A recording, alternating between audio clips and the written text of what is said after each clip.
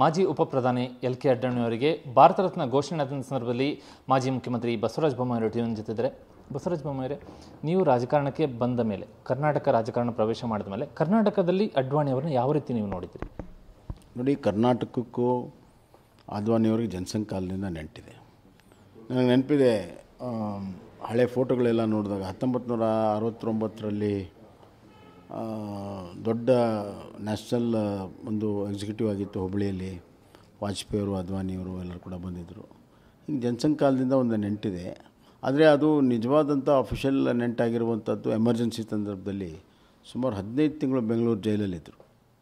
ಹೀಗಾಗಿ ಇಡೀ ಕರ್ನಾಟಕ, ಬೆಂಗಳೂರು ಜನರು ಇಲ್ಲಿ ಎಲ್ಲ ಸಂಸ್ಕೃತಿ, ಸಾಹಿತ್ಯ, ಊಟ ತಿಂಡಿವರೆಗೂ ಎಲ್ಲವೂ ಕೂಡ ಅದ್ವಾನಿಯವ್ರ ಚಿರಪರಿಚಿತವಾಗಿರುವಂಥದ್ದು.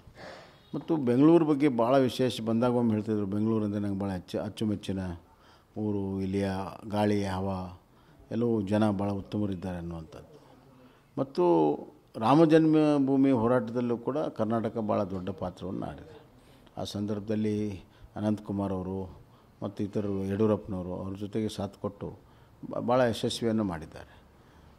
ಈ ಎಲ್ಲ ಕಾರಣಗಳಿಂದ ಅದ್ವಾನಿಯವರು ಕರ್ನಾಟಕಕ್ಕೂ ಭಾಳ ಸಂಬಂಧ. ಮತ್ತು ಎಲ್ಲಕ್ಕಿಂತ ಹೆಚ್ಚಾಗಿ ನಾನು ಅವ್ರನ್ನ ಮೆಚ್ಕೊಳ್ಳುವಂಥದ್ದು, ಪಾರ್ಟಿಷನ್ ಆದಾಗ ಅವರು ಭಾರತದಲ್ಲಿರಬೇಕು ಅಂತ ಅವ್ರ ಕುಟುಂಬ ಬಯಸಿ, ಅವರ ಇರುವಂಥ ಪರಿಸ್ಥಿತಿಯಲ್ಲಿ ಅಲ್ಲಿ ಪಾಕಿಸ್ತಾನದಲ್ಲಿ ಆರಾಮಾಗಿರ್ಬೋದಾಗಿತ್ತು. ಆದರೆ ನಮ್ಮ ದೇಶ ಭಾರತ, ನಾನು ಇಲ್ಲೇ ಇರಬೇಕು ಅಂತ ಎಷ್ಟೇ ಕಷ್ಟ ಕಾರ್ಪಣ್ಯ ಇದ್ದರೂ ಕೂಡ ಇಲ್ಲಿ ಬಂದು ಆ ಎಲ್ಲ ಕಷ್ಟ ಕಾರ್ಪಣ್ಯಗಳನ್ನು ಎದುರಿಸಿ ಗಟ್ಟಿಯಾಗಿ ನಿಂತಂಥದ್ದು ನಿಜವಾದ ಭಾರತದ ಹೆಮ್ಮೆಯ ಪುತ್ರ ಅದ್ವಾನಿಯವರು ಅಂತ ನಾನು ಹೇಳೋಕ್ಕೆ ಇಷ್ಟಪಡ್ತೀನಿ. ನೀವು BJPಗೆ ಬಂದ ಮೇಲೆ ಅಡ್ವಾಣಿಯವ್ರ ಜೊತೆ ಹತ್ತಿರದ ಸಂಪರ್ಕ ಆದಂಥ ಆ ರೀತಿಯಾದಂಥ ಘಟನೆಗಳೇ ಇದೆ?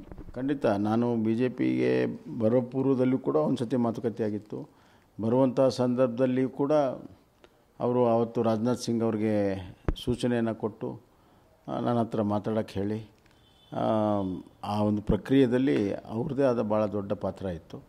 ಅದಾದ ಮೇಲೂ ಕೂಡ ನಾನು ಸೇರಿದ ಮೇಲೆ ಹೋಗಿ ಭೇಟಿಯಾಗಿದ್ದೆ, ಮಾತನಾಡಿದ್ದೇನೆ. ಹಲವಾರು ಸಂದರ್ಭಗಳಲ್ಲಿ ನಾವು ಭೇಟಿಯಾಗಿದ್ದೇವೆ. ಅವರು ಗೃಹ ಸಚಿವರಾಗಿದ್ದಾಗಲೂ ಕೂಡ ಭೇಟಿಯಾಗಿದ್ದೇನೆ. ಅದ ನಂತರವೂ ಕೂಡ ಭೇಟಿಯಾಗಿದ್ದೇನೆ. ಆ ರೀತಿ ಅವ್ರು ಭಾಳ ದೊಡ್ಡವರು ನಮಗೆ.